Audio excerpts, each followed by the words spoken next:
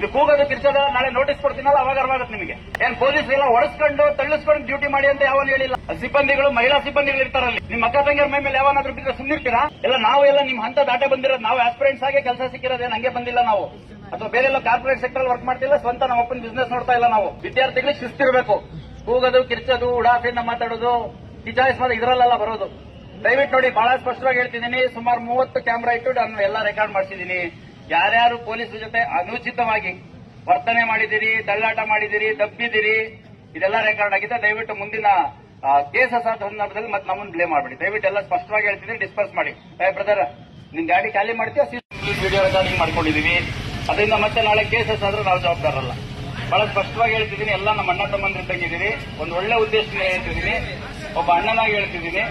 ಎಲ್ಲ ದಯವಿಟ್ಟು ನಿಮ್ಮ ಪಿಜಿ ಇದೆಯೋ, ಲೈಬ್ರರಿ ಇದೆಯೋ, ಎಲ್ಲಿದ್ರೂ ಹೋಗ್ರಿ. ಯಾವುದೋ ನ್ಯೂಸೆನ್ಸ್ ಆದಾಗ ಕೇಸಸ್ ಆದ್ರೆ ಮತ್ತೆ ನಿಮ್ಮ ಭವಿಷ್ಯ ಹಾಳಾಗುತ್ತೆ. ಪೊಲೀಸ್ ಇನ್ವೆಸ್ಟಿಗೇಷನ್ ಯಾರು ತಪ್ಪಿಸಕ್ಕಾಗಲ್ಲ, ಯಾರು ಮಾಡಬೇಡಿ ಅಂತ ಹೇಳಕ್ಕಾಗಲ್ಲ. ಸಾಕಷ್ಟು ನಾವು ಸಂಯಮದಿಂದ ನಡ್ಕೊಂಡಿದ್ದೀವಿ. 2,000 ಜನ ಸಿಬ್ಬಂದಿಗಳನ್ನ ನಿಯೋಜನೆ ಮಾಡಿದ್ದೀವಿ.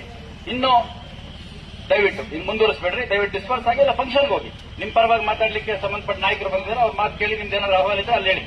ಅದು ಬಿಟ್ಟು ಇಲ್ಲೇ ಕುತ್ಕೊಳ್ಳೋದು, ಅಲ್ಲಲ್ಲೇ ಕುತ್ಕೊಳ್ಳೋದು, ನಾವು ಅಲ್ಲಿ ಹೋಗ್ತೀವಿ ಇಲ್ಲಿ ಹೋಗ್ತೀವಿ ಎಲ್ಲೂ ಬಿಡಲ್ಲ. ಜುಬ್ಲಿ ಸರ್ಕಲ್ಗೆ ಸುಮಾರು 300-350 ಜನ ಸಿಬ್ಬಂದಿ ಹಾಕಿದ್ದೀವಿ.